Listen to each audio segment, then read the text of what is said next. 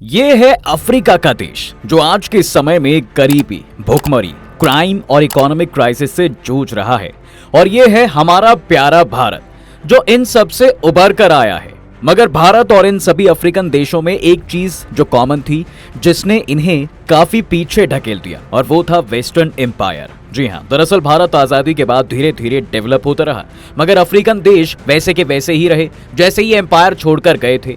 हालांकि भारत और चाइना दो ऐसे पड़ोसी देश हैं जो अफ्रीका की सदियों से मदद कर रहे हैं। असल में ये मदद भी नहीं बल्कि एक बहुत बड़ा जाल है जिसमें चाइना धीरे धीरे अफ्रीकन कंट्रीज को कसता चला जा रहा है, और इस जाल का नाम है डेट ट्रैप। जी हाँ, जहां चाइना अफ्रीका के अलग अलग कंट्रीज को लोन तो दे रहा है, लेकिन इतना कि उससे जिसको जिंदगी भर चुकाना नामुमकिन है। तो कहानी में ये सवाल आता है कि जैसे चाइना अफ्रीका में एक डेट ट्रैप का पंजा कस रहा है, क्या वैसे ही भारत भी अफ्रीका को एक डेट ट्रैप में रखना चाहता है? और नहीं रखना चाहता तो भारत सच में क्या अफ्रीका की मदद कर रहा है? देखिए, आजादी के बाद से ही भारत ने कम डेवलप और आर्थिक स्थिति वाले अफ्रीकन देशों की मदद करना शुरू कर दिया था। भारत वो देश था जो खुद अभी अभी कॉलोनियल रूल से बाहर आया था और खुद संघर्ष से जूझ रहा था। फिर भी वो ऐसे देशों की मदद करने के लिए आगे आना चाहता था जो कॉलोनियल रूल के जुल्म से जूझ रहे थे, क्योंकि वो जानता था अगर वेस्टर्न कंट्रीज से कोई भी देश मदद लेगा वो उसको अपने नीचे दबा के जिंदगी भर रखेंगे। इसलिए भारत ने 1949 में India's development cooperation with Africa नाम से एक प्रोग्राम लॉन्च किया। इस प्रोग्राम के तहत भारत ने 70 एजुकेशनल स्कॉलरशिप्स अफ्रीका के लोगों के लिए निकाली, जिससे वो भारत में आकर शिक्षा ले सकें। इसके बाद से भारत में तब से लेके आज तक बहुत सारे अफ्रीकन नेशंस के स्टूडेंट्स यहाँ आके एजुकेशन लेते हैं। यहाँ तक कि अफ्रीका के देशों के 13 फॉर्मर और करंट गवर्नमेंट हेड्स, इन्होंने भी भारत से ही अपनी ग्रेजुएशन की है।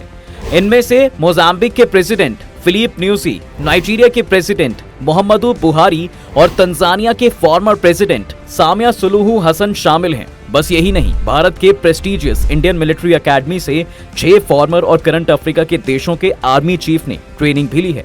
भारत के अफ्रीका से गहरे रिश्ते 1991 की लिबरलाइजेशन पॉलिसी के बाद सबसे ज्यादा बढ़े, जहां भारत की बढ़ती आबादी को देखते हुए भारत को ज्यादा से ज्यादा नेचुरल रिसोर्सेज की जरूरत पड़ने वाली थी। लिबरलाइजेशन के बाद भारत ने बिजनेसेस के लिए अपने दरवाजे तो खोल दिए थे। इस वजह से भारत में ट्रेड बढ़ा और अलग अलग देशों के ट्रेड बढ़ता चला गया। इसका सीधा एविडेंस भारत और अफ्रीका की 2008, 2011 और 2015 की भारत अफ्रीका की समिट से देखा जा सकता है। 2008 में अफ्रीका यूनियन द्वारा चुनी गई 14 अफ्रीकन कंट्रीज के गवर्नमेंट हेड की मीटिंग भारत में न्यू दिल्ली में हुई। यहाँ भारत ने अफ्रीका में $500 मिलियन इन्वेस्ट करने की बात कही थी। उस समय भारत का ट्रेड अफ्रीका में $30 बिलियन के आसपास था। फिर 2011 में ये समिट इथियोपिया के कैपिटल में रखी गई, जहां 15 अफ्रीकन देश शामिल हुए। इस समिट में भारत ने $700 मिलियन फंडिंग देने की बात की और साथ ही $5 बिलियन का लोन भी दिया, जिसमें नए इंस्टीट्यूट्स और एजुकेशनल इनिशिएटिव देने की बात कही गई।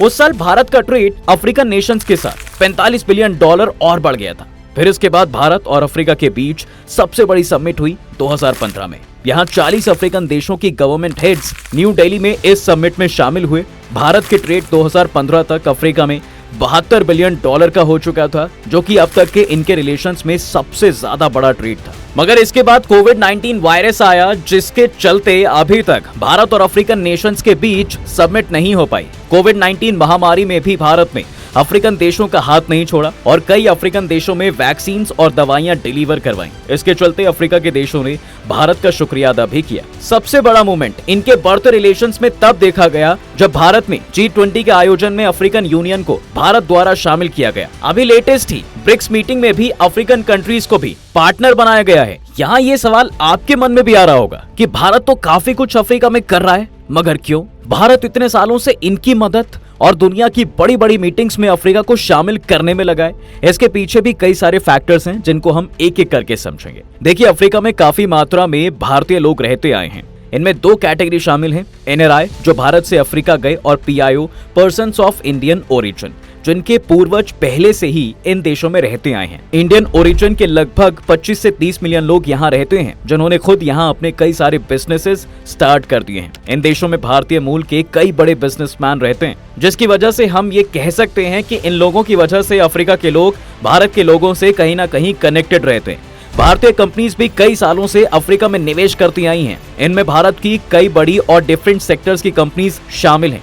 टेलीकम्युनिकेशन सेक्टर्स की अगर बात करें तो भारतीय एयरटेल 14 अफ्रीकन कंट्रीज में अपनी प्रेजेंस बना चुकी है। टाटा ग्रुप जो भारत की सबसे बड़ी कंपनी है, उसने भी अफ्रीका में automobiles, steel, hospitality and information technology में भारी मात्रा में अफ्रीका में इन्वेस्ट किया है। एसआर ग्रुप भी अफ्रीकन कंट्रीज युगांडा और केनिया में अपनी ऑयल रिफाइनरीज खोल चुका है।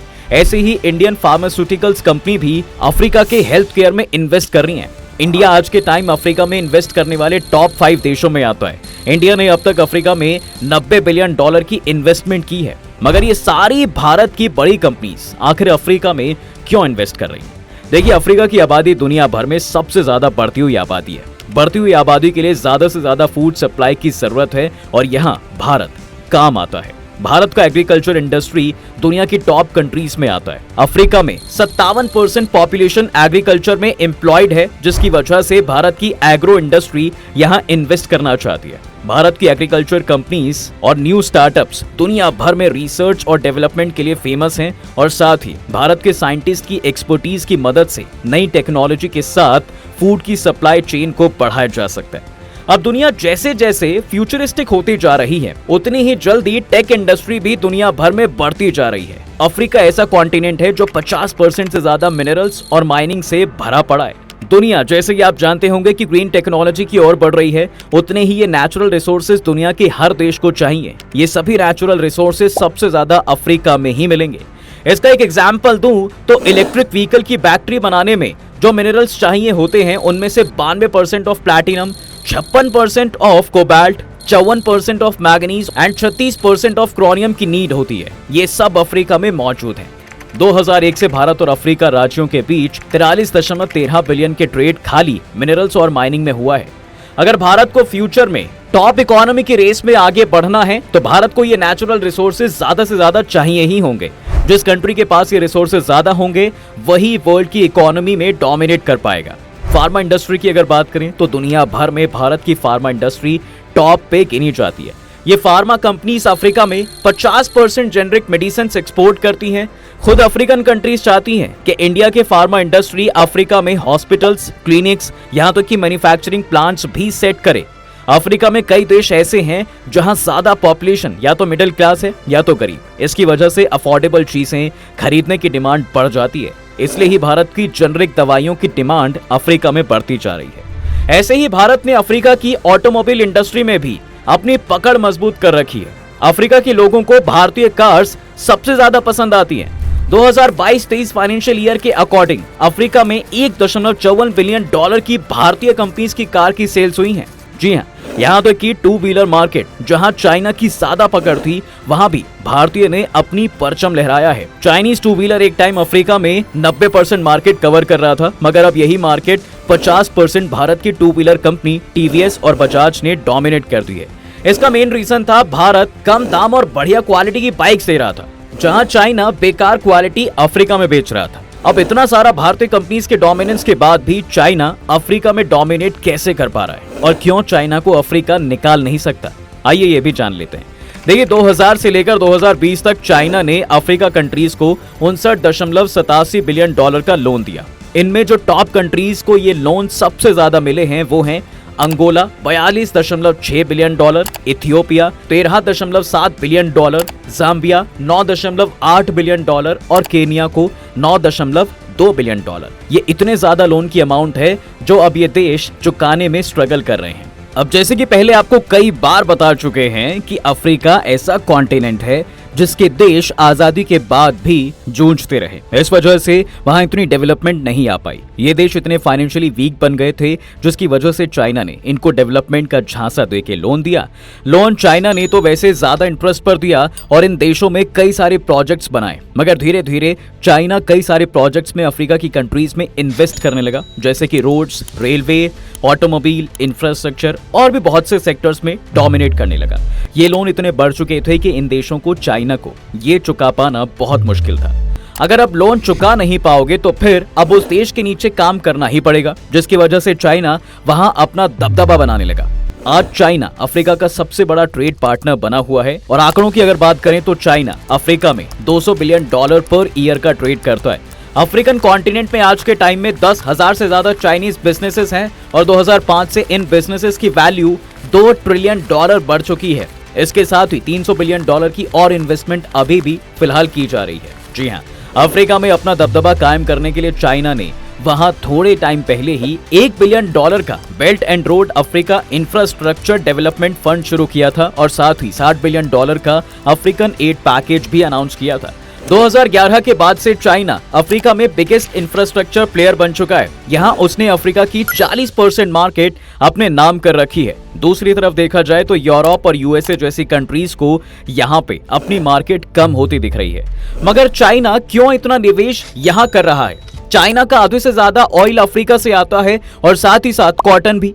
अफ्रीका में सबसे ज्यादा मैग्नीज पाया जाता है जो स्टील प्रोडक्शन में काम आता है, जिसको चाइना अपने देश की स्टील प्रोडक्शन कंपनीज के लिए यूज करता है। और साथ ही इसके अफ्रीका में और भी ऐसे मिनरल्स पाए जाते हैं जो कि इलेक्ट्रॉनिक्स में सबसे ज्यादा काम आते हैं। इसको चाइना अपनी सबसे बड़ी इलेक्ट्रॉनिक्स मार्केट में यूज करता है। अब आप लोगों ने भारत और चाइना दोनों के इस कदर अफ्रीका में अपनी पकड़ मजबूत की हुई है वो तो समझ ही लिया होगा। मगर जो सवाल हमने शुरू में किया था आपसे कि क्या भारत भी चाइना की तरह अफ्रीका को डेट ट्रैप में फंसाना चाहता है, अब उसको एक बार गहराई से समझते हैं। देखिए, चाइना जहां अफ्रीका में मैन्युफैक्चरिंग और इंफ्रास्ट्रक्चर में सबसे ज्यादा फैला हुआ है, इसके चलते वो वहां के नेचुरल रिसोर्सेज को भी सबसे ज्यादा लूट रहा है। वहीं भारत अफ्रीका में वहां के लोगों और उनसे रिलेटेड फील्ड्स जैसे कि इंफॉर्मेशन टेक्नोलॉजी, हेल्थ केयर और सबसे जरूरी चीज एजुकेशन में उनकी मदद कर रहा है। हाँ, ये जरूर है कि लार्ज स्केल प्रोडक्शन से देश में इंफ्रास्ट्रक्चर को चाइना बढ़ा तो रहा है, मगर वो सक्सेसफुल तभी माना जाएगा जब अफ्रीका के लोगों को वहाँ